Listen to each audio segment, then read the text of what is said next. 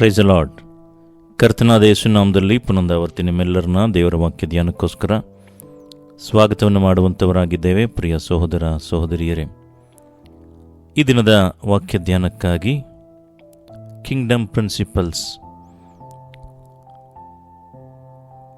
ದೇವರ ರಾಜ್ಯದ ನಿಯಮಗಳು, ಇದನ್ನು ಕುರಿತು ನಾವು ಧ್ಯಾನ ಮಾಡೋದಕ್ಕೆ ಹೋಗೋಣ. ಇದಕ್ಕಿಂತ ಮುಂಚೆ ನಮ್ಮ ಚಾನಲ್ನ ಇನ್ನು ಯಾರೆಲ್ಲ ಸಬ್ಸ್ಕ್ರೈಬ್ ಮಾಡ್ಕೊಂಡಿಲ್ವೋ ಅವರೆಲ್ಲ ಸಬ್ಸ್ಕ್ರೈಬ್ ಮಾಡ್ಕೊಳ್ಳಿ ಅಂತ ಕೇಳ್ಕೊಳ್ತಾ ಇದ್ದೇವೆ.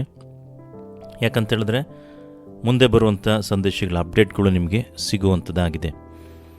ಅದು ಮಾತ್ರವಲ್ಲದೆ ಈ ಹಿಂದೆ ಹೇಳಿದಂಥ ಎಲ್ಲ ಸಂದೇಶಗಳನ್ನು ನಾವು ಕಾಪಿ ಮಾಡಿ ಅದರ ಲಿಂಕ್ಗಳನ್ನು ಡಿಸ್ಕ್ರಿಪ್ಷನ್ ಬಾಕ್ಸಲ್ಲಿ ಹಾಕಿರ್ತೇವೆ.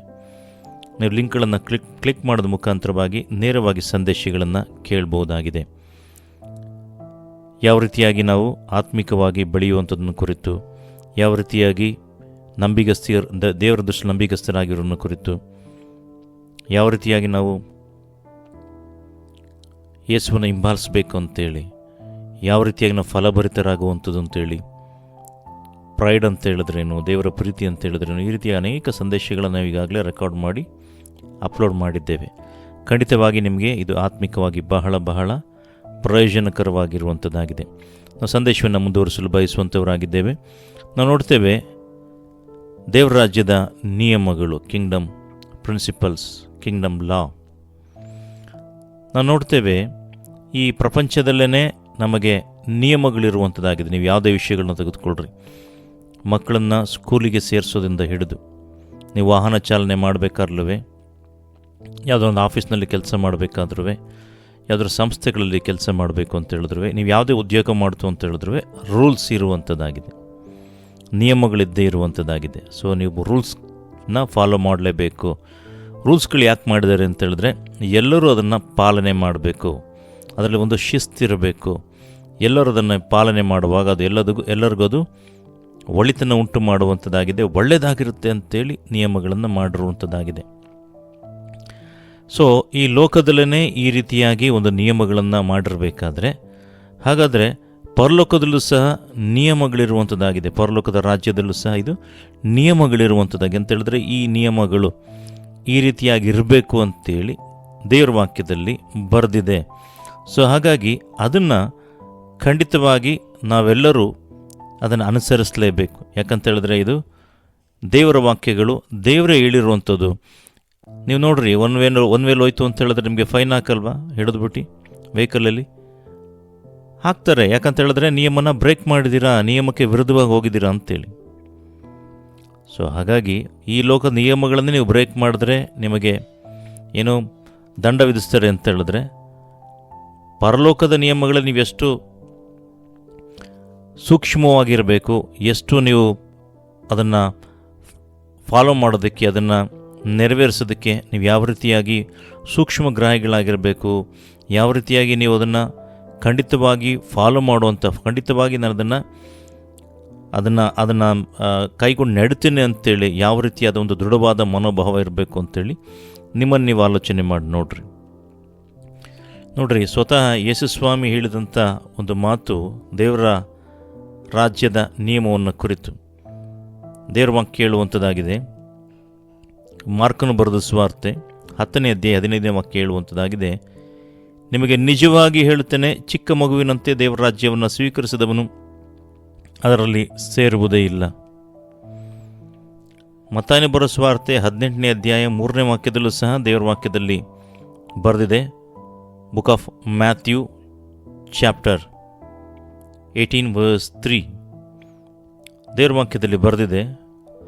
ನೋಡ್ರಿ, ಅವರಿಗೆ ನೀವು ತಿರುಗಿಕೊಂಡು ಚಿಕ್ಕ ಮಕ್ಕಳಂತೆ ಆಗದೆ ಹೋದರೆ ನೀವು ಪರಲೋಕ ರಾಜ್ಯದಲ್ಲಿ ಸೇರುವುದೇ ಇಲ್ಲವೆಂದು ನಿಮಗೆ ಸತ್ಯವಾಗಿ ಹೇಳುತ್ತೇನೆ. ಇದು ಯಾರು ಹೇಳಿದಂಥ ಮಾತು? ಸ್ವತಃ ಯೇಸುಸ್ವಾಮಿ ಹೇಳಿದಂಥ ಮಾತು, ಬೇರೆ ಶಿಷ್ಯರಲ್ಲ, ಬೇರೆ ಯಾರು ಹೇಳಿದಂಥ ಮಾತಲ್ಲ, ಇದು ಸ್ವತಃ ಯೇಸುಸ್ವಾಮಿ ಹೇಳಿದಂಥ ಮಾತು.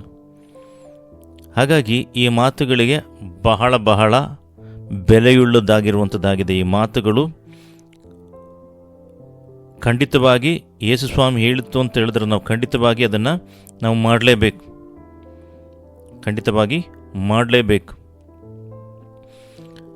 ನೋಡ್ರಿ, ಚಿಕ್ಕ ಮಗುವಿನಂತೆ ಆಗೋದು ಅಂತ ಹೇಳಿದ್ರೆ ನಾವು ಸಣ್ಣ ವಯಸ್ಸಿಗೆ ಮತ್ತೆ ತಿರುಗಿ ಹೋಗಬೇಕು ಅಂತಲ್ಲ, ಇಲ್ಲ ಏನೋ ಚಿಕ್ಕ ಮಕ್ಕಳು ಯಾವ ರೀತಿಯಾಗಿ ಬಿಹೇವ್ ಮಾಡ್ತಾ ಇರ್ತಾರೆ, ನಿಮ್ಗೆ ವಯಸ್ಸಾಗಿತ್ತು ಅಂತ ಹೇಳಿದ್ರೆ ಚಿಕ್ಕ ಮಕ್ಳ ಥರ ಆಟ ಆಡಬೇಕು, ಇಲ್ಲ ಚಿಕ್ಕ ಮಗಳ ರೀತಿಯಲ್ಲಿ ನೀವು ವರ್ತಿಸ್ಬೇಕು ಅಂತೇಳ ಇಲ್ಲ. ಸೊ ಚಿಕ್ಕ ಮಕ್ಕಳಂತೆ ಆಗೋದು ಅಂತ ಹೇಳಿದ್ರೆ ಏನು ಅಂತ ಹೇಳಿದ್ರೆ, ನಮ್ರತೆ, ಹ್ಯುಮಿಲಿಟಿ ಏನಿದೆ ಅದನ್ನು ಕಲಿತುಕೊಳ್ಳುವಂಥದ್ದು. ಮತ್ತು ಮಕ್ಕಳ ಮನಸ್ಸೇನಿದೆ ನಾವು ಅದನ್ನು ಆ ರೀತಿಯಾಗಿರೋದು. ಮಕ್ಕಳ ಮನಸ್ಸು ನೋಡಿದ್ದೀರಾ, ಅವುಗಳಲ್ಲಿ ಭೇದ ಭಾವಗಳಿರೋದಿಲ್ಲ, ಮೇಲು ಕೀಳಿರೋದಿಲ್ಲ, ದ್ವೇಷ ಅಸೂಯೆಗಳಿರೋದಿಲ್ಲ. ಅವುಗಳು ನೋಡಿ ಒಂದು ಕ್ಷಣ ಜಗಳ ಆಡ್ತು ಅಂತ ಇಟ್ಕೊಡ್ರಿ ಇನ್ನೊಂದು ಮಕ್ಕಳೊಂದಿಗೆ, ಅವು ಮತ್ತೆ ನೆಕ್ಸ್ಟ್ ಮೂಮೆಂಟಲ್ಲಿ ಆಗಲೇ ಒಂದಾಗ ಆಟಾಡೋಕೆ ಹೋಗ್ಬಿಡ್ತವೆ.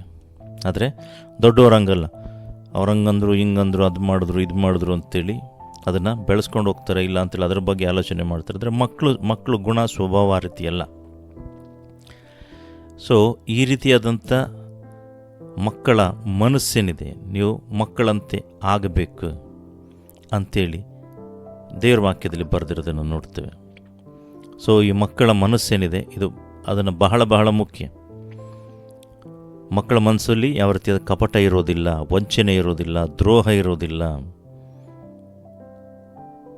ಅವ್ರು ಹೇಗಿರ್ತಾರೆ, ಅವ್ರಿಗೆ ಹೇಗೆ ಅನಿಸುತ್ತೆ ಅದನ್ನು ಹೇಳ್ತಾರೆ, ಅದರಲ್ಲಿ ಮುಚ್ಚುಮರೆ ಮಾಡೋದಿಲ್ಲ.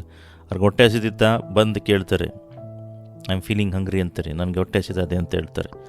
ನೀರು ಕುಡಿಬೇಕು ಅನಿಸಿದ್ರೆ ನೀರು ಕುಡಿತೀನಿ, ನೀರು ಬೇಕು ಅಂತ ಹೇಳ್ತಾರೆ. ಅಂದರೆ ಅವ್ರಿಗೆ ಏನು ಅನಿಸುತ್ತೆ ಅದನ್ನು ಹೇಳ್ತಾರೆ. ಅದರಲ್ಲಿ ಯಾವುದೇ ರೀತಿಯಾದಂಥ ಹೈಡ್ ಇರೋದಿಲ್ಲ, ಯಾವ ರೀತಿಯಾಗಿ ಒಂದು ಮುಚ್ಚುಮರೆ ಇರೋದಿಲ್ಲ. ಹಾಗಾಗಿ ಈ ರೀತಿಯಾದಂಥ ಸ್ವಭಾವಗಳನ್ನು ಅಳವಡಿಸ್ಕೊಳ್ಳುವಂಥದ್ದು, ಈ ರೀತಿಯ ಸ್ವಭಾವಗಳನ್ನು ನಾವು ಬೆಳೆಸ್ಕೊಳ್ಳುವಂಥದ್ದನ್ನು ದೇವರು ಬಯಸುವಂಥವರಾಗಿದ್ದಾರೆ. ಸೊ ನಮ್ರತೆಯ ಮೂಲಕವಾಗಿ ನಾವು ದೇವರ ರಾಜ್ಯವನ್ನು ಪಡೆಯುತ್ತೇವೆ, ಇಲ್ಲ ದೇವರ ರಾಜ್ಯದ ನಿಯಮಗಳನ್ನು ನಾವು ಅನುಸರಿಸುವಂಥವರಾಗಿದ್ದೇವೆ. ಸೊ ನಾವು ಯಾವ ರೀತಿಯಾಗಿ ನಾವು ವಿನಮ್ರ ಹೃದಯವನ್ನು ಹೊಂದಿದವರಾಗಿದ್ದೇವೆ. ಸೊ ವಿನಮ್ರ ಹೃದಯ, ನಮ್ರತೆಯಿಂದ ಯಾವಾಗ ನಾವು ಇರ್ತೀವಿ ಅವಾಗೇನಾಗುತ್ತೆ ಅಂತ ಹೇಳಿದ್ರೆ, ಪರಿಶುದ್ಧಾತ್ಮನು ನಮ್ಮಲ್ಲಿ ಕಾರ್ಯ ಮಾಡೋದಕ್ಕೆ ಸುಲಭ ಆಗುತ್ತೆ. ಅದು ಮಾತ್ರವಲ್ಲ, ನಮ್ಮ ಸ್ವಭಾವ ಆ ರೀತಿ ಇರಬೇಕಾದ್ರೆ ಅದು ದೇವರಿಗೆ ಖಂಡಿತವಾಗಿ ಮೆಚ್ಚುಗೆಯನ್ನು ಉಂಟು ಮಾಡುವಂಥದ್ದಾಗಿದೆ. ಅದನ್ನು ಕುರಿತು ನಾವು ನೆಕ್ಸ್ಟ್ ಹೇಳ್ತೇವೆ. ನೋಡ್ರಿ, ಯಾಕೋಬನ ಪತ್ರಿಕೆ 4ನೇ ಅಧ್ಯಾಯ 6ನೇ ವಾಕ್ಯದಲ್ಲಿ ಬರೆದಿದೆ.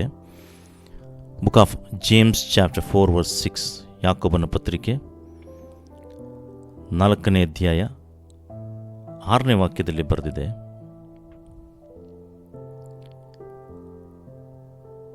ಆತನು ನಮ್ಮ ಮೇಲೆ ಅತಿಶಯವಾದ ಕೃಪೆಯನ್ನು ನೀಡುತ್ತಾನೆ, ಆದುದರಿಂದ ದೇವರು ಅಹಂಕಾರಿಗಳನ್ನು ಎದುರಿಸ್ತಾನೆ, ದೀನರಿಗಾದರೂ ಕೃಪೆಯನ್ನು ಅನುಗ್ರಹಿಸುತ್ತಾನೆ ಎಂದು ಶಾಸ್ತ್ರವು ಹೇಳುತ್ತದೆ. ಅಂದರೆ ದೇವರು ಅಹಂಕಾರಿಗಳನ್ನು ವಿರೋಧಿಸ್ತಾರೆ ಅಂತೇಳಿ ದೇವರ ವಾಕ್ಯದಲ್ಲಿ ಸ್ಪಷ್ಟವಾಗಿ ಬರೆದಿದೆ. ಅದರರ್ಥ ಅಹಂಕಾರಿಗಳು ಅಂದರೆ ಯಾರು, ಅಹಂಕಾರ ಯಾರಲ್ಲಿರುತ್ತೆ, ಅಹಂಕಾರನ ಯಾರು ಪಡ್ತಾರೆ, ಅಹಂಕಾರಗಳಾಗಿ ಯಾರು ಜೀವಿಸ್ತಿದ್ದಾರೆ ಅವ್ರನ್ನ ಅಹಂಕಾರಿಗಳು ಅಂತ ಕರೀತಾರೆ. ಅಹಂಕಾರ ಅಂತ ಹೇಳಿದ್ರೆ ಏನು ಅಂತ ಹೇಳಬೇಕಾದ್ರೆ, ಸರಳವಾಗಿ ಹೇಳಬೇಕು ಅಂತ ಹೇಳಿದ್ರೆ, ನಾನು ಅವನಿಗಿಂತ ಗ್ರೇಟು, ನಾನು ಅವನಿಗಿಂತ ಹೆಚ್ಚಿನವನು, ನಾನು ಅವನಿಗಿಂತ ಹಣವಂತ, ಶ್ರೀಮಂತ, ಸಿರಿವಂತ, ಉನ್ನತವಾದ ಹುದ್ದೆಯಲ್ಲಿದ್ದೇನೆ, ನನ್ನ ಬಳಿ ಅದಿದೆ, ನನ್ನ ಬಳಿ ಇದಿದೆ ಅಂಥೇಳಿ ಅವ್ರು ಯಾರು ಹೆಚ್ಚಿಸ್ಕೊಳ್ತಾರೆ, ಉಬ್ಬಿಸಿಕೊಳ್ತಾರೆ, ಹೆಮ್ಮೆ ಪಡ್ತಾರೆ. ಈ ರೀತಿಯಾಗಿ ಇರೋರನ್ನ ಅಹಂಕಾರಿಗಳು ಅಂತೇಳಿ, ಅಂದರೆ ಅವ್ರಿಗಿಂತ ನಾವು ಶ್ರೇಷ್ಠರು ಅಂತೇಳಿ ಭಾವಿಸುವಂಥವ್ರು, ಬಹಳ ಸರಳವಾಗಿ ಹೇಳಬೇಕು ಅಂದರೆ. ಸೊ ದೇವರ ದೃಷ್ಟಿಯಲ್ಲಿ ಏನಿದೆ ಅದು ಅಹಂಕಾರ ಅಂತ ಅನ್ನಿಸ್ಕೊಳ್ಳುತ್ತೆ. ಹಾಗಾಗಿ ದೇವರು ಏನು ಮಾಡ್ತಾರೆ ಅಂತ ಹೇಳಿದ್ರೆ, ಅಹಂಕಾರಿಗಳನ್ನ ವಿರೋಧಿಸ್ತಾರೆ, ಎದುರಿಸ್ತಾರೆ. ಅಂದರೆ ಯಾರು ಎನಿಮಿ, ಅಹಂಕಾರಿಗಳು ಯಾರು ಎನಿಮಿ ಅಂತ ನೋಡ್ಬೇಕಾದ್ರೆ ದೇವರೇ. ಸೊ ದೇವರಿಗೆ ಎನಿಮಿಗಳಾಗ್ಬಿಡ್ತಾರೆ. ನೀವು ಅಹಂಕಾರಿಗಳಾಗಿತ್ತು ಅಂತ ಹೇಳಿದ್ರೆ ನೀವು ಯಾರಿಗೆ ಎನಿಮಿಗಳು? ದೇವರಿಗೆ ಎನಿಮಿಗಳು. ದೇವರಿಗೆ ನೀವು ಎನಿಮಿಗಳಾಗಿ ಬದುಕೋದಕ್ಕಾಗುತ್ತಾ, ಜೀವಿಸೋದಕ್ಕಾಗುತ್ತಾ?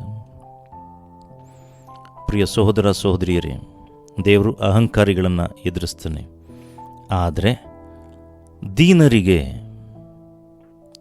ದೀನರಿಗಾದರೂ ಕೃಪೆಯನ್ನು ಅನುಗ್ರಹಿಸ್ತಾನೆ ಅಂತೇಳಿ. ಸೊ ದೀನತ್ವ ಅನ್ನೋದೇನಿದೆ, ಹಂಬಲ್ನೆಸ್ ಏನಿದೆ, ಇದು ಬಹಳ ಬಹಳ ಮುಖ್ಯ, ಬಹಳ ಮುಖ್ಯ. ಸೊ ದೀನರಾಗಿರೋದು ಅಂತ ಹೇಳಿದ್ರೆ ಏನು? ದೀನರಾಗಿತ್ತು ಅಂತ ಹೇಳಿದ್ರೆ ಏನು ಅಂತ ನೋಡಬೇಕಾದ್ರೆ, ಈ ದೀನತೆಯನ್ನು ವಿಷಯವನ್ನು ನೋಡುವಾಗ ನಾವು ಅಲ್ಟಿಮೇಟ್ ಆದಂಥ ಏನಿದೆ ಎಕ್ಸ್ಪ್ಲನೇಷನ್ ಏನು ಅಂತ ನೋಡಬೇಕಾದ್ರೆ, ಯೇಸುಸ್ವಾಮಿ ನನಗಾಗಿ ನಿನಗಾಗಿ ಮಾನವನಾಗಿ ಜನ್ಮ ತಾಳಿ ಮಾನವನಾಗಿ ಜನಿಸಿ ಒಬ್ಬ ಮನುಷ್ಯನ ಕಾಲುಗಳನ್ನು ತೊಳೆಯೋ ಮಟ್ಟಿಗೆ ಅವರೇನು ಮಾಡ್ತಾರೆ ಅಂತ ಹೇಳಿದ್ರೆ ತಮ್ಮನ್ನು ತಗ್ಗಿಸ್ಕೊಳ್ತಾರೆ. ಅಂದರೆ ದೀನತ್ವದಿಂದ ವರ್ತಿಸೋದನ್ನು ನೋಡ್ತೇವೆ, ಅಂದರೆ ಹಂಬಲ್ನೆಸ್ ತೋರಿಸೋದನ್ನು ನೋಡ್ತೇವೆ. ದೇವರು ಒಬ್ಬ ಮನುಷ್ಯನ ಕಾಲನ್ನು ತೊಳೆಯುವಂಥ ಮಟ್ಟಿಗೆ ದೇವರೇ ಅವರನ್ನು ತಗ್ಗಿಸಿಕೊಳ್ಳಬೇಕಾದ್ರೆ, ಯಕಶ್ಚಿತ್ ಒಬ್ಬ ಮನುಷ್ಯನಾಗಿ ನಿನ್ನನ್ನು ಹೆಚ್ಚಿಸ್ಕೊಳ್ಳೋದಕ್ಕೆ ನಿನ್ನಲ್ಲಿ ಏನು ಇರುವಂಥದ್ದಾಗಿದೆ? ನೀನು ಎಷ್ಟರವನು? ದೇವ್ರಿಗಿಂತ ನೀನು ಹೆಚ್ಚಿನವನ? ಒಮ್ಮೆ ಆಲೋಚನೆ ಮಾಡಿ ನೋಡ್ರಿ ಪ್ರಿಯ ಸಹೋದರ ಸಹೋದರಿಯರೇ, ನಿಮಗೆ ಅರ್ಥವಾಗುವಂಥದ್ದಾಗಿದೆ. ದೇವರು ಯಾವ ರೀತಿಯಾಗಿ ದೀನತೆಯಿಂದ ನಡ್ಕೊಂಡ್ರು, ದೀನತೆಯಿಂದ ವರ್ತಿಸಿದ್ರು ಅಂತೇಳಿ ನಾವು ಅರ್ಥ ಮಾಡ್ಕೊಳ್ಬಹುದಾಗಿದೆ. ಅದಕ್ಕೆ ದೇವರ ವಾಕ್ಯ ಹೇಳುವಂಥದ್ದಾಗಿದೆ. ಕೀರ್ತನೆಗಳ ಪುಸ್ತಕ 138ನೇ ಅಧ್ಯಾಯ 6ನೇ ವಾಕ್ಯದಲ್ಲಿ ಬರೆದಿದೆ, ಯೆಹೋವನು ಮಹೋನ್ನತನು, ಆದರೂ ದೀನರನ್ನ ಲಕ್ಷಿಸ್ತಾನೆ. ಅಂದರೆ ದೀನರನ್ನ ದೇವರು ಲಕ್ಷಿಸ್ತಾನೆ, ಗಮನಿಸ್ತಾರೆ. ಗರ್ವಿಷ್ಠರನ್ನು ದೂರದಿಂದಲೇ ಗುರುತಿಡ್ತಾರಂತೆ. ಗರ್ವಿಷ್ಠರನ್ನು ದೇವರು ದೂರದಿಂದಲೇ ಗುರುತಿಡ್ತಾರಂತೆ. ಈ ಅಹಂಕಾರ ಏನು ಮಾಡುತ್ತೆ ಅಂತ ಹೇಳಿದ್ರೆ, ದೇವರ ಕೃಪೆಯನ್ನು ಮತ್ತು ದೇವರ ಶಕ್ತಿಯನ್ನು ಇದೇನು ಮಾಡುತ್ತೆ, ನಿಮ್ಮ ಜೀವಿತದಲ್ಲಿ ಕಡಿಮೆ ಮಾಡ್ತಾ ಹೋಗುತ್ತೆ. ಆದರೆ ಈ ನಮ್ರತೆ ಏನಿದೆ, ಈ ಹ್ಯುಮಿಲಿಟಿ ಏನಿದೆ, ಇದು ದೇವರ ಕೃಪೆಯನ್ನು ಬಿಡುಗಡೆ ಮಾಡುವಂಥದ್ದಾಗಿದೆ ಮತ್ತು ಹೆಚ್ಚಿಸುವಂಥದ್ದಾಗಿದೆ. ಹಲ್ಲೆಲೂಯಾ. ನೋಡಿದ್ರ, ನೀವು ಅಹಂಕಾರಿಗಳಾಗಿತ್ತು ಅಂತ ಹೇಳಿದ್ರೆ ಏನಾಗುತ್ತೆ, ಅಹಂಕಾರ ಇಲ್ಲ ಅಂತಿತ್ತು ಅಂತ ಹೇಳಿದ್ರೆ ಏನಾಗುತ್ತೆ ಅಂತೇಳಿ ದೇವರ ವಾಕ್ಯದಲ್ಲಿ ಸ್ಪಷ್ಟವಾಗಿ ಬರೆದಿರೋದನ್ನು ನೋಡ್ತೇವೆ. ಪ್ರಿಯ ಸಹೋದರ ಸಹೋದರಿಯರೇ, ನಾನಿಲ್ಲಿಗೆ ಮೊದಲನೇ ಭಾಗವನ್ನು ನಿಲ್ಲಿಸ್ತಾ ಇದ್ದೇನೆ. ಇದರ ಎರಡನೇ ಭಾಗವನ್ನು ನಾವು ನೆಕ್ಸ್ಟ್ ವಿಡಿಯೋದಲ್ಲಿ ಮುಂದುವರಿಸಲು ಬಯಸುವಂಥವರಾಗಿದ್ದೇವೆ. ದೇವರು ಈ ವಾಕ್ಯಗಳ ಮುಖಾಂತರವಾಗಿ ನಿಮ್ಮನ್ನು ಆಶೀರ್ವಾದ ಮಾಡಲಿ. God bless you.